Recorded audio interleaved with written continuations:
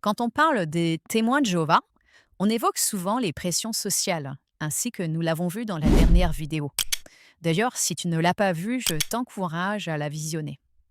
Mais il existe quelque chose de plus profond, de plus invisible, les blocages psychologiques. Si tu te sens paralysé, coupable ou incapable d'avancer, ce n'est pas une faiblesse, hein.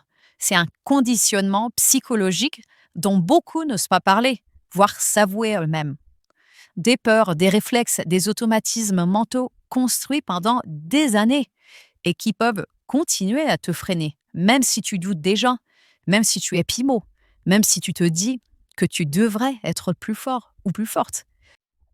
Ces blocages psychologiques sont tellement nombreux que finalement, ils vont faire l'objet de deux vidéos. Dans celle d'aujourd'hui, nous allons parler de seulement un blocage, mais décliné en 11 domaines différents, plus à la fin un biais que vous subissez sûrement.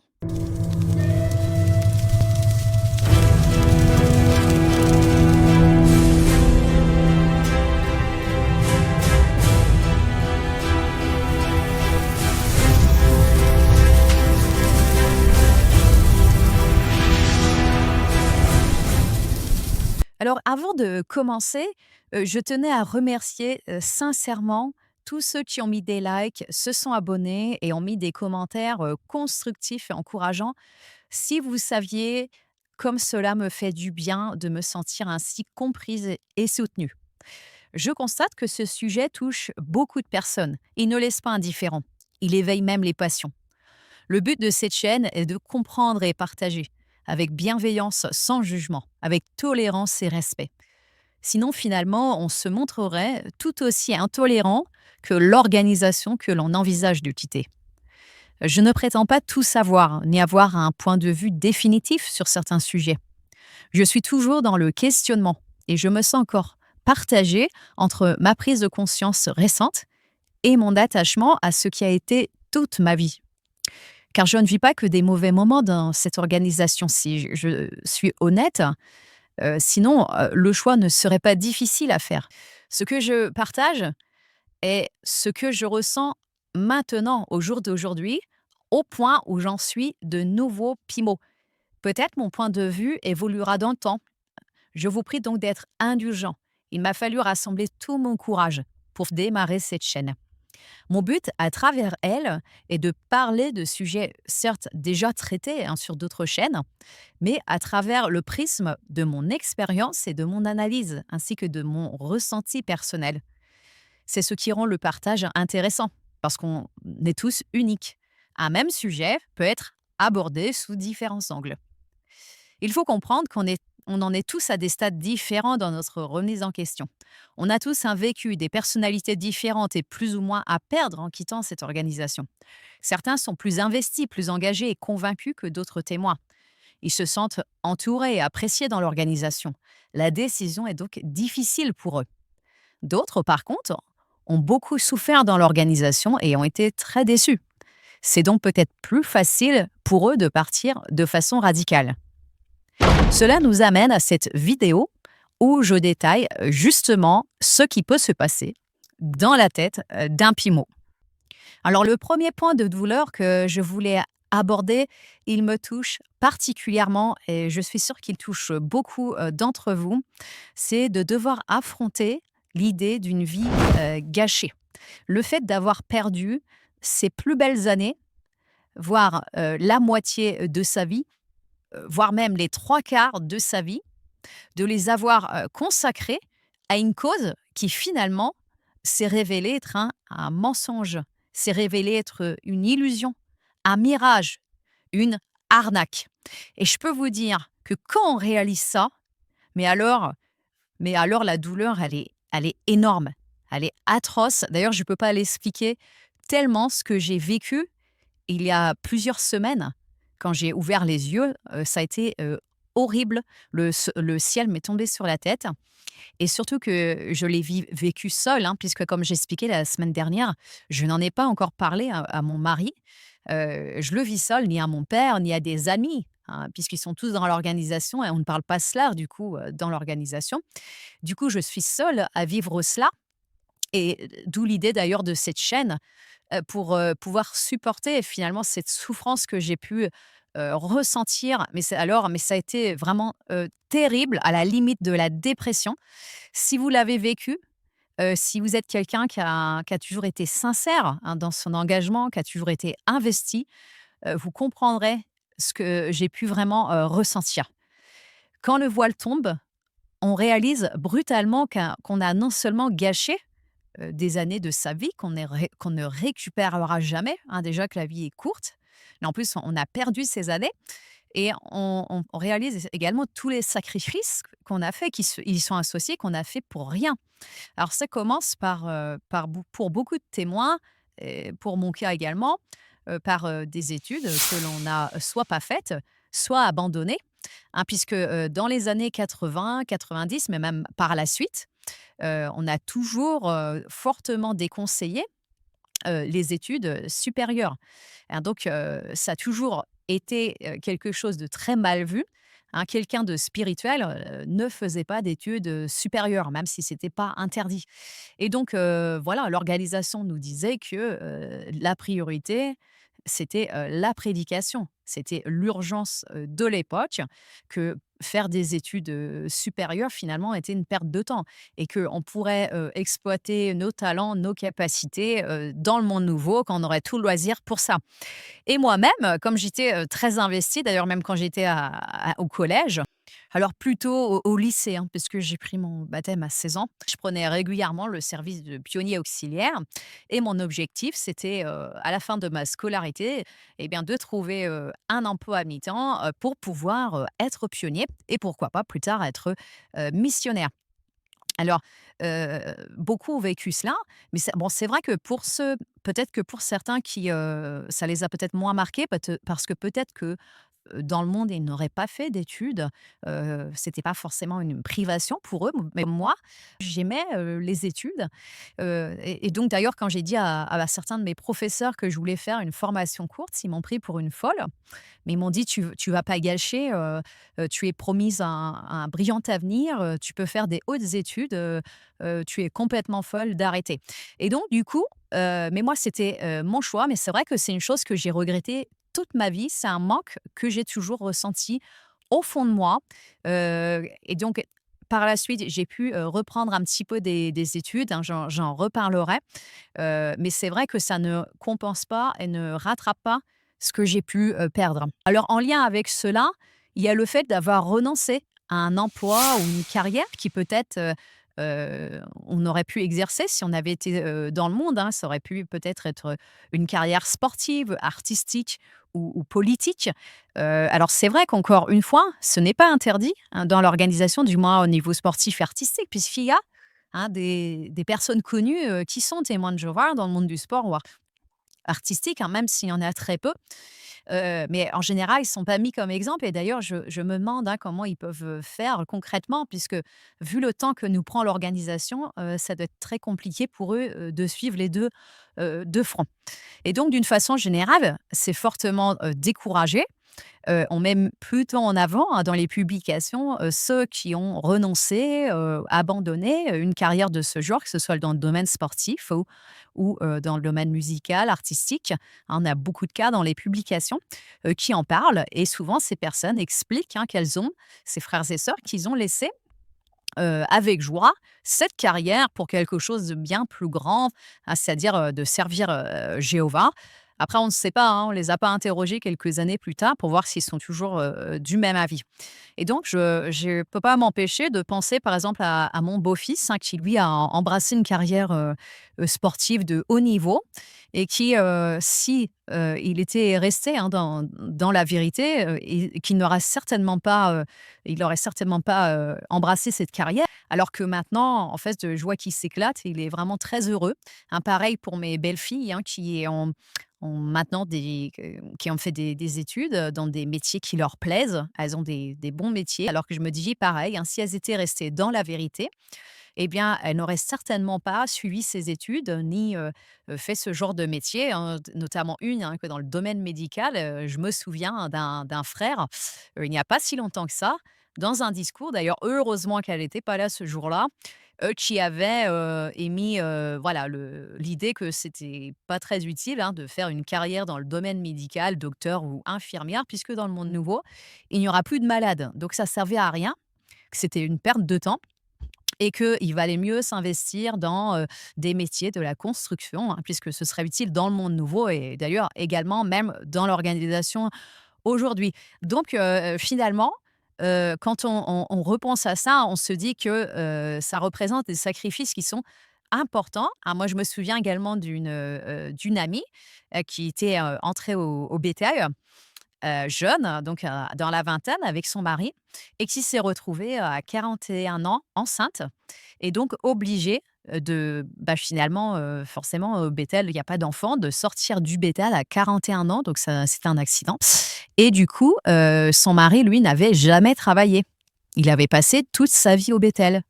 Et donc, obligée à la sortie, donc déjà avec un enfant sur le dos, de se retrouver à chercher du travail et moi, je me souviens que aux dernières nouvelles, quand je les avais revues, ils galéraient pas mal. C'était très compliqué. Il a changé plusieurs fois de travail. Pour eux, enfin, ça a été vraiment quelque chose de dramatique. D'ailleurs, je me souviens d'un frère, hein, qui avait connu, la vérité étant dans l'armée et donc on sait que dans l'armée, ces personnes ont la retraite de bonne heure. À ce moment-là, c'était même 35 ans et donc le frère avait, dans la petite trentaine et donc comme il a connu la vérité, eh bien, il a décidé de quitter l'armée, alors qu'il lui restait que quelques années à faire et qui lui aurait permis d'ailleurs de, bah, de toucher une retraite, confortable tout en travaillant à côté. D'ailleurs, un de ses amis qui avait connu la vérité en même temps que lui n'a pas pris cette décision, hein. Il s'est dit: «Je vais terminer, je vais aller jusqu'à ma retraite» et donc ce frère finalement a fait, quand j'y repense, un sacrifice énorme, hein, puisqu'après je sais que par la suite, il a toujours un petit peu galéré, au niveau travail et financièrement et voilà, donc on voit que ça a quand même des implications, très importantes. Un autre domaine, de la vie extrêmement important où certains ont fait d'énormes sacrifices, eh bien, c'est celui du mariage. Alors dans les années 80-90, on en parle, peut-être moins, enfin on en parle moins aujourd'hui, on encourageait fortement le célibat.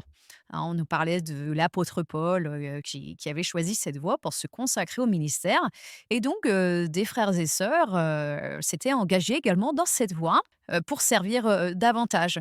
Mais le problème quand on prend ce genre de décision quand on a 20 ans, on ne réfléchit pas au fait que peut-être avec les années, on va changer d'avis et c'est ce qui s'est passé, hein, pour certains. Les années passant, ils se sont aperçus que finalement, c'était pas fait pour eux et ce qui est un petit peu normal, hein, à part quelques rares exceptions. La plupart, des gens, aspirent à avoir un conjoint, quelqu'un avec qui partager leur vie. Mais, voilà, le problème, c'est qu'ils avaient, bah, laissé passer leurs plus belles années, les plus belles occasions qu'ils avaient de rencontrer quelqu'un et donc ils se sont retrouvés célibataires, malgré eux.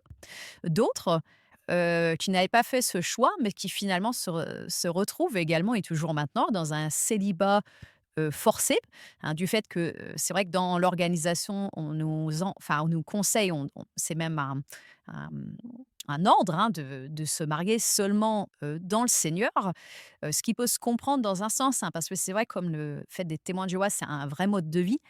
C'est très compliqué, de vivre ça avec quelqu'un qui n'a pas, qui ne suit pas cette voie-là ou qui voire même a une autre religion. Ça peut être très compliqué à vivre. Mais, voilà, c'est un fait que comme du coup les témoins de Jéhovah, ben, forcément, hein, sont beaucoup moins nombreux que les gens du monde. Donc mathématiquement, il y a beaucoup moins de chances, de rencontrer quelqu'un, déjà, du même âge, mais surtout de trouver quelqu'un qui nous plaise, hein, de trouver, chaussure à son pied. Donc cette difficulté, est accentuée en plus chez les sœurs, hein, puisque, il y a beaucoup plus de sœurs que de frères dans l'organisation. Ce qui fait qu'on arrive à des situations, mais vraiment désolantes, hein. Par exemple, moi, j'ai des amies qui vraiment, elles sont jolies, elles sont intelligentes, elles sont bourrées de qualités. Elles n'auraient eu qu'à claquer des doigts, hein, pour trouver quelqu'un, dans le monde et là, elles se retrouvent seules, elles finiront peut-être même, vieilles filles, parce qu'elles n'ont pas, trouvé, quelqu'un, qui leur corresponde dans l'organisation, alors que dans le monde, elles ont eu des occasions. Elles les ont même, refusées, pour pouvoir rester fidèles. Donc finalement, on critique parfois le célibat des prêtres, célibat forcé, mais parfois dans l'organisation, chez Témoins de Jéhovah, on se retrouve dans le même cas de figure, puisque beaucoup, se retrouvent célibataires malgré eux, par force, pas par choix et on en arrive à des situations, vraiment difficiles, hein, puisque certains même font des dépressions. D'ailleurs, pour en revenir à mes belles-filles, qui ont des petits copains, des même qui sont en couple, hein et avec des garçons qui sont vraiment, qui sont très bien, qui sont très équilibrés, avec des bonnes situations également et je ne peux pas m'empêcher de penser que si elles étaient restées dans la voie des témoins de Jéhovah, elles seraient, peut-être seules ou, moins bien, assorties. Alors d'autres, se sont mariées, mais parfois par dépit, hein, parce que, ils ne trouvaient pas en fait la bonne personne et les années passant, finalement, ne supportant plus la solitude ou également pour ne pas commettre la fornication, comme on dit, se sont retrouvés à se marier avec quelqu'un qui leur correspondait pas vraiment, en se disant que bon, du moment que c'est un frère ou une sœur, au final, avec les principes de la Bible, ça allait marcher. Mais c'est faux, hein, puisque si la base n'est pas là, on pourra avoir, tous les principes, bibliques, du monde, ça ne suffira pas. S'il n'y a pas la compatibilité, s'il n'y a pas ça, ça ne marchera pas. Même si on essaye de nous faire croire en disant que dans l'organisation, il y a que des couples heureux, c'est faux, hein. Moi, quand j'étais, adolescente, j'avais, une amie, hein, plus âgée que moi et qui, s'était mariée avec un frère, mais vraiment, il lui arrivait pas à la cheville, hein. Et donc je me disais: «Mais qu'est-ce qu'elle fait avec ce frère?» alors qu'elle aurait pu trouver bien mieux. Mais voilà, par fidélité à Jéhovah, elle s'était mariée avec un frère et le problème, c'est que dans l'organisation, en plus de ça, on ne peut pas divorcer. Certains subissent un mariage malheureux, toute leur vie et le pire, c'est qu'ils portent un peu une culpabilité en se disant que c'est de leur faute parce que s'ils appliquaient les principes et ben, ça marcherait mieux. Moi, je peux le dire, par expérience que quand on est bien avec quelqu'un, il y a pas besoin de se forcer. Il y a des gens, dans le monde, qui ont trouvé l'âme sœur, qui sont très heureux. Il y en a autant, je dirais même, il y en a autant dans le monde que dans la vérité. Ça a rien à voir, hein. La seule chose, c'est que chez les témoins de Jéhovah, on ne peut pas divorcer. Donc ça fausse, les chiffres, hein, même si, beaucoup maintenant, divorcent quand même. J'ai le cas également d'une autre amie, qui vraiment, avait, vraiment, l'embarras du choix, aussi bien dans le monde que dans la vérité. Beh, voilà, elle trouvait personne qui lui convenait et donc les années passant, elle a fini par se marier avec un frère, finalement, qui ne lui correspondait pas vraiment pour moi, qui n'était pas assez bien pour elle. Quelques années après, ça s'est terminé par un divorce et là, elle se retrouve seule.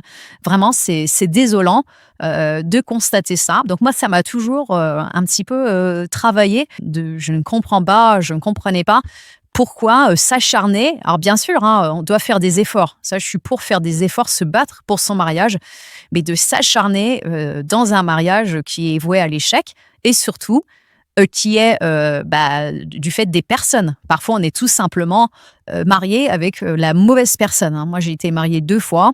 La première fois, j'étais mariée avec la mauvaise personne et la deuxième fois, je suis mariée avec la bonne personne.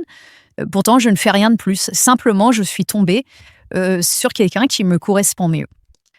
Alors un autre, domaine, hein, de la vie extrêmement importante qui est lié, au mariage et auquel certains ont renoncé, hein, c'est le fait d'avoir des enfants. Il faut savoir que dans les années 80-90, il était déconseillé d'avoir des enfants, hein, parce que Armageddon approchait à grands pas. Alors c'est vrai qu'on en parle moins aujourd'hui, mais justement on va revenir sur ça, pourquoi on en parle moins. Donc dans les années 80, voilà, on faisait comprendre que les enfants allaient représenter une charge, un fardeau pendant la grande tribulation. Il y avait également une autre raison, je me souviens d'une tour de garde qui disait que Dieu n'avait pas prévu que à l'époque moderne, l'accroissement vienne de par la natalité, comme c'était au temps d'Israël. Mais que, en fait, aujourd'hui, l'accroissement allait venir avec la prédication, en amenant des gens de l'extérieur. Alors, c'est assez ironique, hein, quand je pense à ça, quand j'y repense, et que je vois aujourd'hui que peut-être plus de 90% des témoins de Jéhovah aujourd'hui sont des enfants de témoins de Jéhovah.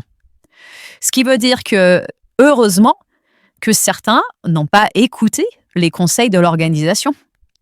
Parce que finalement, il n'y aurait plus personne aujourd'hui dans l'organisation. Et que l'accroissement, il n'est pas venu de par la prédication, hein, puisqu'il y en a très peu qui viennent de l'extérieur au final, mais il est bien venu comme au temps d'Israël, de par les enfants de témoins de Jéhovah.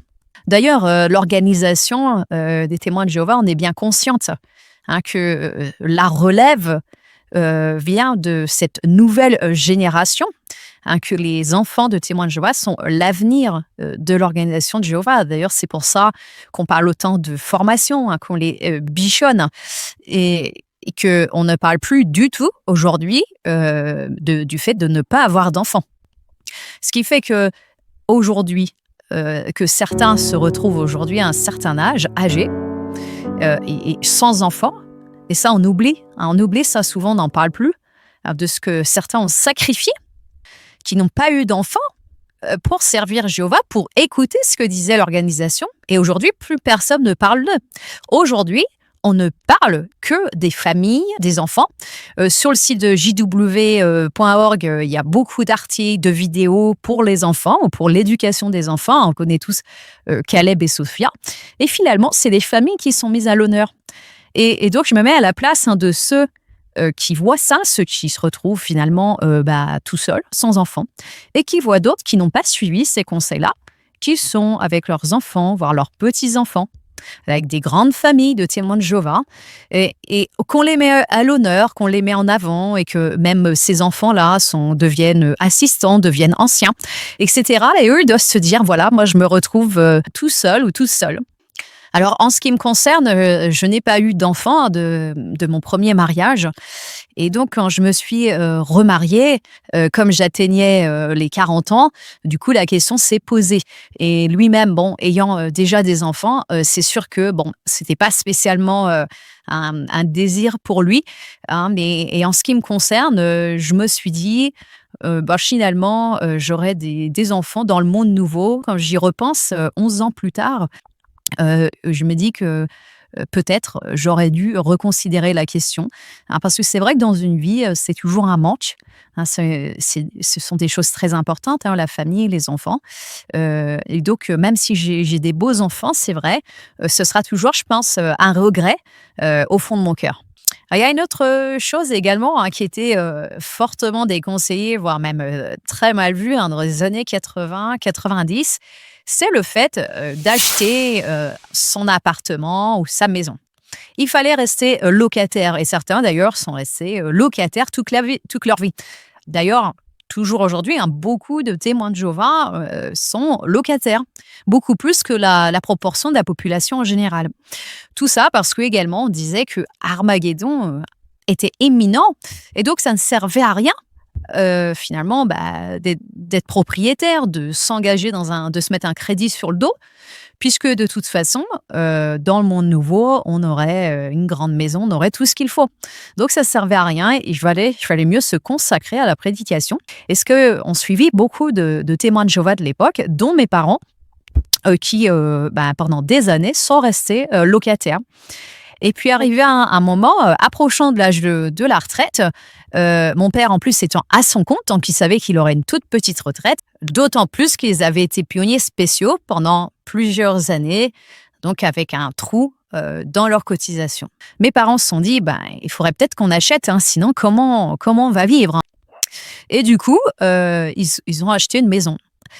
Et bien sûr, ils se sont retrouvés dans le collimateur d'un ancien dans l'Assemblée, qui lui avait décrété qu'il ne fallait pas acheter, qu'il ne fallait pas être propriétaire, alors que par la suite, c'est ce qu'il a fait, mais bon. Bref. Et du coup, dans ses discours, il aurait pu carrément citer le nom de mes parents, certains achetaient une maison au lieu d'aller prêcher, etc., etc. Et donc, mes parents étaient vraiment dans son collimateur. Ils en ont beaucoup subi à cause de ça, alors qu'en réalité, avec le recul, je me dis que heureusement que mes parents ont acheté, parce que mon père, aujourd'hui, je ne sais pas comment il ferait avec sa toute petite retraite. Heureusement qu'il est propriétaire. Si cette vidéo te plaît, n'oublie pas de lâcher un petit like, ça me soutient énormément. Et surtout, n'oublie pas de t'abonner pour ne manquer aucune prochaine vidéo.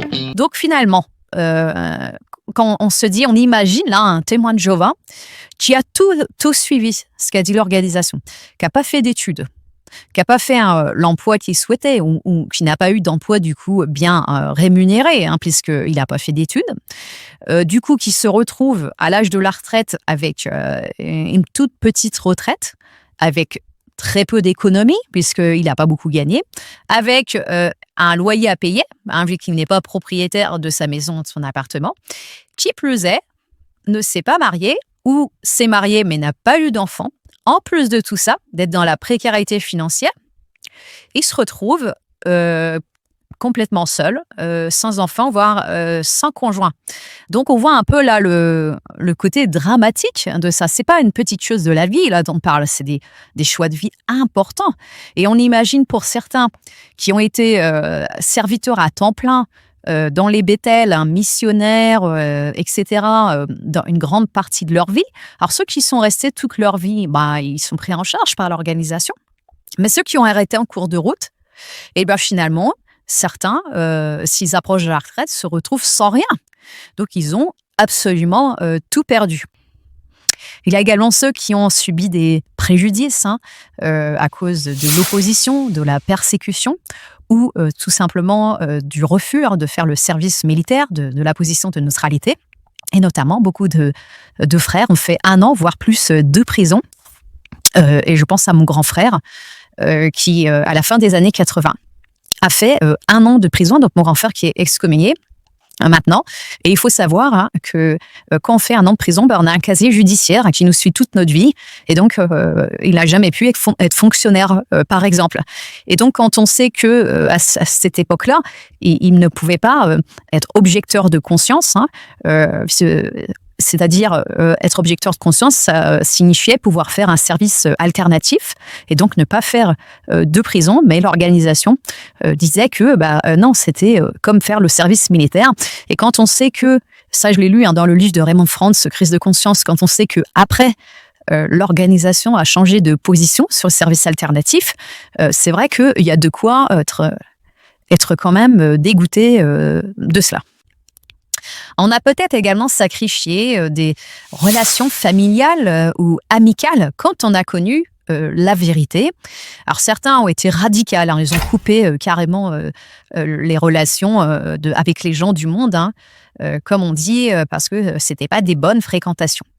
Alors, pour d'autres, pour beaucoup peut-être, ça s'est pas fait de cette façon si dure, mais finalement ça s'est fait avec le temps et naturellement, puisque avec les gens du monde, finalement, on s'aperçoit qu'on partage moins de choses. On n'a pas les mêmes objectifs, pas les mêmes centres d'intérêt, les mêmes conversations, etc. Et donc, ça se fait naturellement. En plus, on ne fête pas les anniversaires, on ne fête pas Noël, etc. Donc, ça crée encore plus un fossé. Et enfin, de toute façon, on est tellement pris par l'organisation, de toute façon, on n'a pas le temps. Il y a également le fait, si on a de la famille ou des amis qui sont excommuniés, et donc de ce fait, si on respecte, et souvent on est fortement quand même incité à respecter les conseils de l'organisation dans ce domaine-là, de ne pas fréquenter ces personnes, même si elles sont de notre famille, par exemple. Dans le cas de mon frère, j'en avais parlé dans la première vidéo, donc j'ai mon frère qui est excommunié depuis pas mal d'années maintenant, du coup, et donc c'est compliqué avec les années. Et surtout quand un excommunié, il refait sa vie, qu'il a une famille, qu'il a des enfants. Et donc, c'est vrai que moi, c'est un point qui a toujours été difficile pour moi à accepter. J'ai toujours essayé de faire les choses intelligemment, en m'adaptant, notamment par rapport à mes neveux et nièces qui, eux, n'y sont pour rien. Donc, je me suis dit, je ne veux pas qu'ils soient excommuniés avec mon frère. Voilà, mais c'est vrai que mon mari, maintenant étant ancien, ça devient plus compliqué. Alors, souvent, on nous dit, oui, mais c'est pas grave si tu as perdu ta famille et tes amis. Tu retrouveras ça dans l'organisation. Alors, c'est vrai en partie, mais c'est pas entièrement vrai. Je vois en ce qui concerne la famille, je vois que, par exemple, mon père, alors même s'il est entouré, comme je le disais, c'est vrai qu'il est entouré dans l'Assemblée. Rien ne remplace la famille, rien ne remplace les enfants. Moi, je vois qu'on s'occupe de choses dont les frères et sœurs ne pourraient pas s'occuper. Également, en ce qui concerne les amis, on nous dit l'important, c'est d'avoir l'amour en commun pour Jéhovah, un peu comme dans le mariage. C'est vrai, c'est important, mais on est bien d'accord que ce qui compte aussi, c'est les affinités, le fait d'avoir des atomes crochus. Et peut-être qu'on a laissé des amitiés, des belles amitiés dans le monde, en se disant qu'on allait retrouver ça dans l'organisation. Or, c'est pas forcément si évident que ça, hein, puisque finalement, on se retrouve dans l'assemblée à fréquenter des personnes que peut-être dans le monde, des gens n'auraient jamais rencontré autrement et que peut-être on n'aurait jamais souhaité fréquenter. Et donc, du coup, là, dans l'assemblée, un peu par la force des choses, hein, on les côtoie, on les fréquente. On est même parfois amené à supporter ces personnes qui ont parfois des traits de caractère compliqués. Et donc, d'ailleurs, c'est pour ça que souvent dans les assemblées, il y a des conflits, il y a des tensions, il y a des conflits de personnalité, parce que, voilà, on est amené à se supporter. Et donc, ça peut créer, même en nous, à la longue, une tension interne.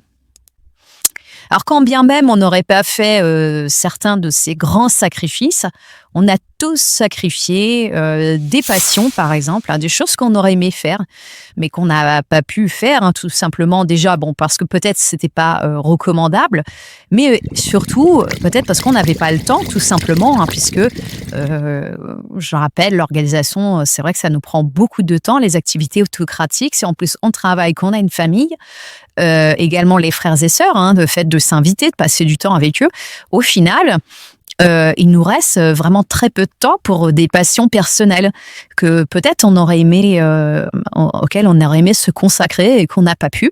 Également des nuits sans sommeil. Dans mon cas, par exemple, quand j'étais pionnier, j'étais amenée à finalement à prendre souvent sur mon sommeil, puisqu'il y a des périodes où j'ai travaillé à temps plein tout en étant pionnier. Et donc, bien forcément, c'est une grosse charge de travail. Et donc, du coup, j'ai quelque part pris sur ma santé également. Ça peut être aussi l'argent qu'on a consacré, même sans parler forcément des offrandes. Ça peut être les dépenses indirectes qu'on fait du fait qu'on est témoin de Jéhovah. Déjà avec la prédication, l'essence qu'on peut dépenser. Ça peut être avec les assemblées, avec des journées qu'on a prises sur notre travail pour se consacrer à des activités théocratiques. Tout ça, ce sont des dépenses qu'on a consenti. Voilà, tous les sacrifices que beaucoup d'entre nous ont fait. Alors, la liste n'est pas exhaustive. Peut-être vous-même avez-vous fait d'autres sacrifices encore. Mais on se rend bien compte que affronter ceci, de cette vie qu'on a gâchée, de tous ces sacrifices qu'on a fait pour rien, ce n'est pas rien. C'est pour ça que je me suis attardée sur ça, parce que c'est vraiment énorme. Et plus on est âgé, plus forcément ça représente, plus ça s'est accumulé en années et en sacrifices faits. Donc plus c'est un déchirement quand on repense à tout cela. Et c'est précisément ici que surgit le biais des coûts irrécupérables. Alors, vous avez peut-être déjà entendu parler. Pour rappel, le biais des coûts irrécupérables, c'est la tendance à continuer quelque chose juste parce qu'on y a déjà investi beaucoup, même si l'on sait que ça n'a plus de sens. Par exemple, tu as déjà passé 3 ans à développer un logiciel qui ne décolle pas. Tu réalises que le marché n'existe pas vraiment, mais tu continues parce que tu as déjà trop investi pour tout abandonner maintenant. Une personne rationnelle devrait se demander si je découvrais ce projet aujourd'hui et investirais-je du temps ou de l'argent. Si la réponse est non, le biais des coûts irrécupérables est probablement à l'œuvre. En tant que témoin de Jéhovah, on peut se dire « Je ne peux pas abandonner après tout ce que j'ai donné, sinon ma vie entière n'aura servi à rien. J'ai tout sacrifié pour ça. Je ne peux pas reconnaître que c'était une erreur. » Ce biais est terrible parce qu'il rend le départ encore plus douloureux.